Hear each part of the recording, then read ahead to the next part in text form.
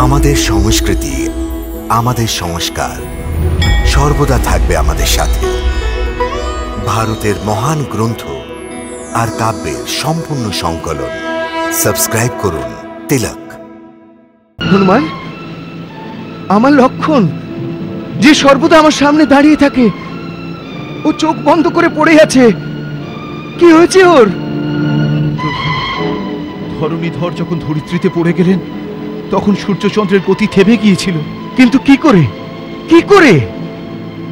ব্রহ্মাণ্ডে এমন কোন শক্তি রয়েছে যা লক্ষণকে শক্তিহীন করে দিয়েছে?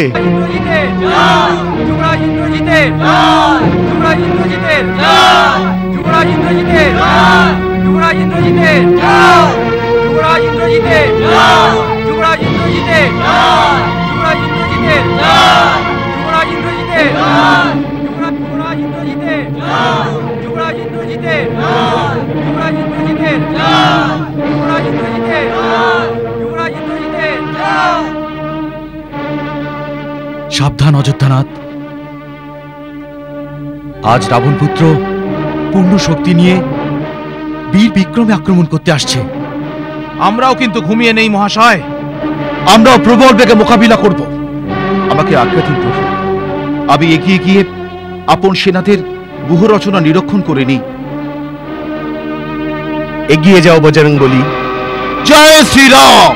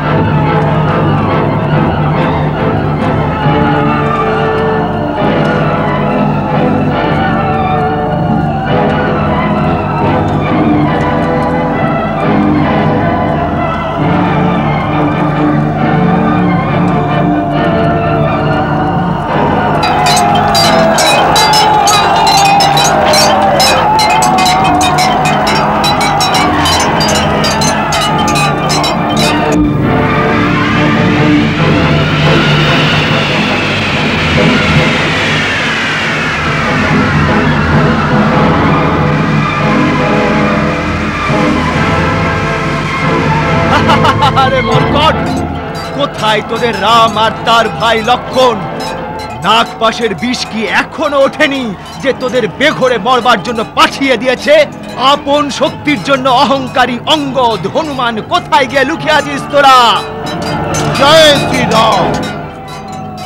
হনুমানকে যখনই স্মরণ করবে তখনই সে চলে আসবে।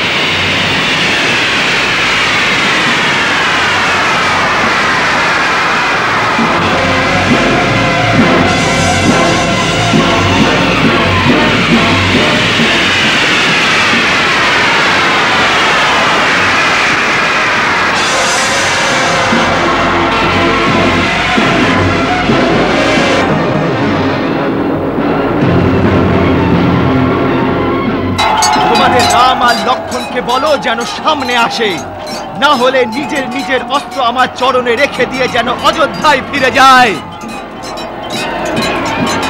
তোমার মতো নিশাচরকে জমালয় না পাঠিয়ে আমরা কি করে ফিরে যাব মেঘনাদ?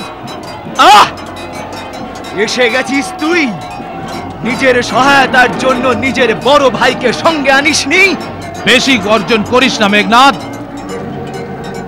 মেঘনাদের সিংহনীনাদের পরিণাম তো দেখেই নিয়েছিস তোরা। কালকে বেঁচে গেছিস, কিন্তু আজ সাক্ষাৎ ব্রহ্মা বিষ্ণু মহেশ্বর যদি তোদের বাঁচাতে আসে, তাহলে তারাও তোকে বাঁচাতে পারবে না। এই দেখ,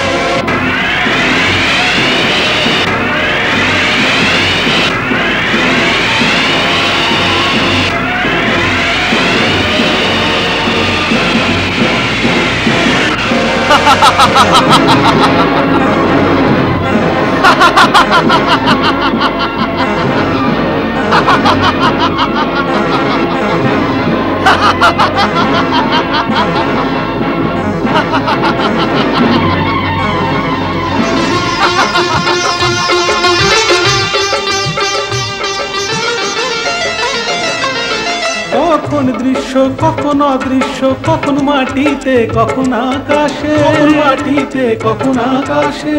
মায়াধারী মেঘনাদ নিমেষে সূক্ষ্ম রূপ ধরে যে, নিমেষে সূক্ষ্ম রূপ ধরে যে। মহাবীর কেউ কম যায় না রণ কৌশলের প্রদর্শনে, রণ কৌশলের প্রদর্শনে। দুই শূরবীর দুই অজেয় পরস্পরের এই সমরে, পরস্পরের এই সমরে। এই মহাযুদ্ধ দেখে সুরনর মুনিজন অবাক হয়ে, তীরে যে কাটে তীরকে, তীরেতেই তীর চালায়। হর হর মহাদেব, হর হর মহাদেব।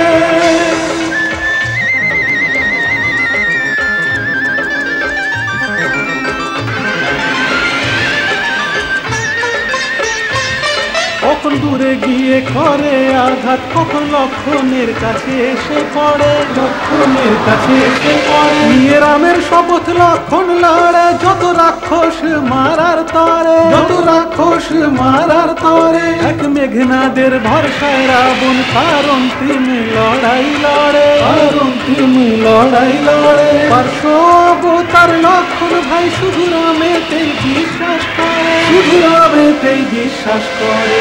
আপন আপন ধর্ম রক্ষায় দুই মহাবীর সমরে, তীরে যে কাটে তীরকে, তীরে দুই তীর চালায়। হর হর মহাদেব, হর হর মহাদেব, হর হর মহাদেব, হর হর মহাদেব।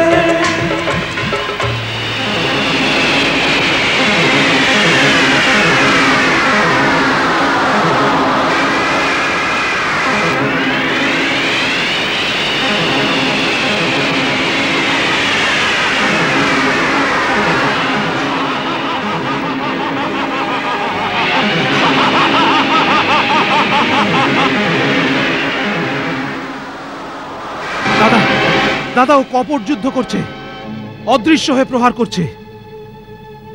দাদা, আমাকে আজ্ঞা দিন, সম্পূর্ণ রাক্ষস জাতির নাশ করার জন্য আমি ব্রহ্মাস্ত্র প্রয়োগ করি। না লক্ষণ, ব্রহ্মাস্ত্র অত্যন্ত বিনাশকারী। শাস্ত্রে এটা প্রয়োগের আজ্ঞা যে কোনো পরিস্থিতিতে দেয় না। অতএব আমাদের উত্তেজিত হয়ে ধর্মযুদ্ধের পথ ছেড়ে দেওয়া উচিত হবে না। কিন্তু রাক্ষসরা তো কোনো নীতি মানে না। ওরা যুদ্ধ ছল কপটের সাহায্য নিয়ে আমাদের সেনাদের সংহার করছে। ওদের মায়াবী অস্ত্র রোধ করার জন্য একটাই রাস্তা আছে, ব্রহ্মাস্ত্র প্রয়োগ করা। যুদ্ধনীতি বলে যে অযুদ্ধমানম প্রচ্ছন্নম প্রাণজলিম শরণাগতম প্রায়মানম মত্তন বা নাহন্তুম তুমি হারবেসি। অর্থাৎ যে সম্মুখে যুদ্ধ করছে না, লুকিয়ে যুদ্ধ করছে, যুদ্ধ থেকে পলায়ন করছে অথবা উন্মাদ হয়ে গেছে, তার উপর ব্রহ্মাস্ত্রের মতো সংহারক অস্ত্রের প্রয়োগ কদাচ অনুচিত। কিন্তু না লক্ষণ, না। অধর্মের দ্বারা প্রাপ্ত বিজয় কখনো কল্যাণকারী হয় না। যথা আজ্ঞা দাদা।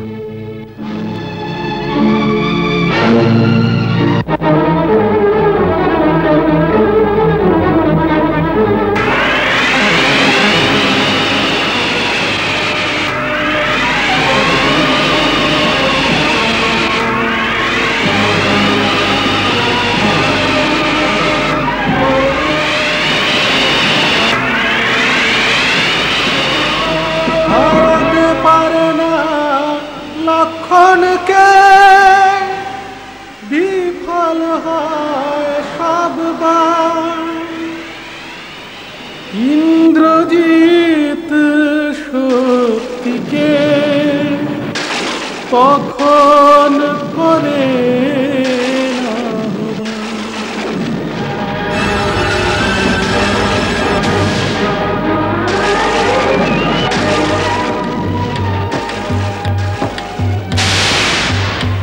বিজলির মতো চমকায় সে, কালের মতো আঘাত হানে।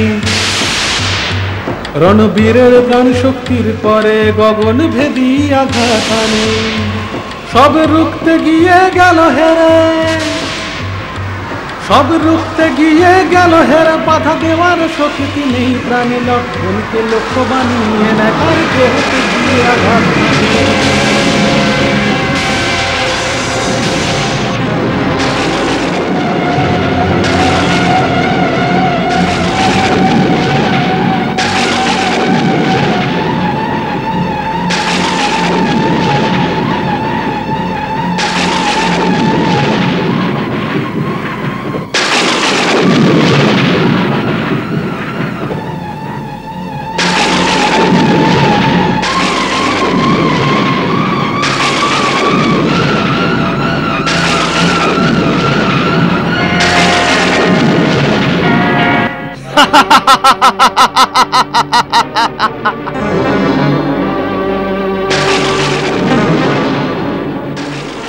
অসুর যোদ্ধারা ওঠাও একে, রথে রাখো আর নিয়ে চলো পিতাশ্রীর কাছে।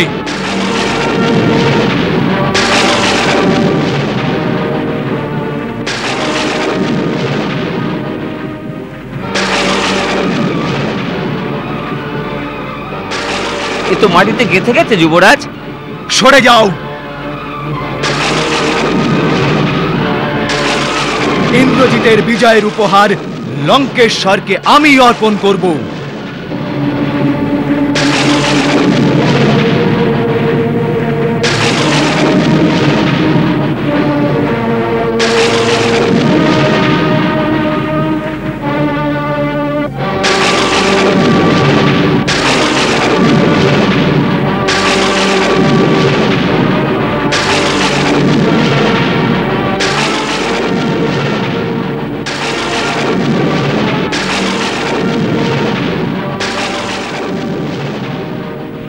ধরণীধরকে হাত লাগালে ধরিত্রীতে মিশে যাবে মেঘনাথ। ইনি স্বয়ং ধরিত্রীকে আপন কাঁধে ধারণ করেন। তোমার মতো পাপীর হাতে উঠবেন না। মেঘনাদ না পারে ওঠাতে লক্ষণ শেষ নাগ সমভাগ। হনুমান চলে উঠিয়ে নিয়ে, মূর্ছিত লক্ষণ কুমার।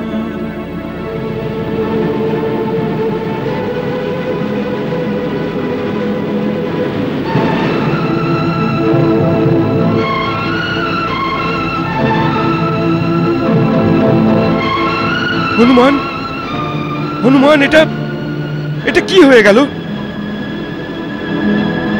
হনুমান, বীরবল লক্ষণের কি হয়েছে? সর্বনাশ হয়ে গেছে মহারাজ সুগ্রীব, সর্বনাশ হয়ে গেছে।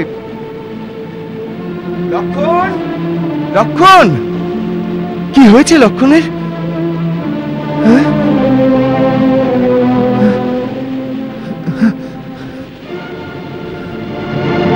লক্ষণ, লক্ষণ,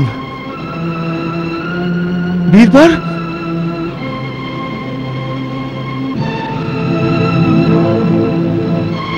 হনুমান, আমার লক্ষণ যে সর্বদা আমার সামনে দাঁড়িয়ে থাকে, ও চোখ বন্ধ করে পড়ে আছে। কি হয়েছে ওর? ধরণীধর যখন ধরিত্রীতে পড়ে গেলেন তখন সূর্যচন্দ্রের গতি থেমে গিয়েছিল। ব্রহ্মাণ্ডে এমন কোন শক্তি রয়েছে যা লক্ষণকে শক্তিহীন করে দিয়েছে? এটাও কি কোনো নিশাচরী মায়া? অযোধ্যানাথ, এটা নিশাচরী মায়া নয়। মেঘনাথ সুযোগ বুঝে বীরঘাতিনী শক্তির প্রয়োগ করেছে। ঘোর তপস্যা করে রাবণ পুত্র এই প্রাণঘাতক শক্তি প্রাপ্ত করেছিলেন। যখন কোনো উপায় থাকে না, তখন ও কখনো কখনো এই শক্তির প্রয়োগ করে। এও সম্ভব তীব্র বিষধর নাগের দংশ থেকে বেঁচে ওঠা। যমপাশে প্রাণ নাও যেতে পারে, কিন্তু এই বীরঘাতিনী শক্তির থেকে বাঁচা অসম্ভব।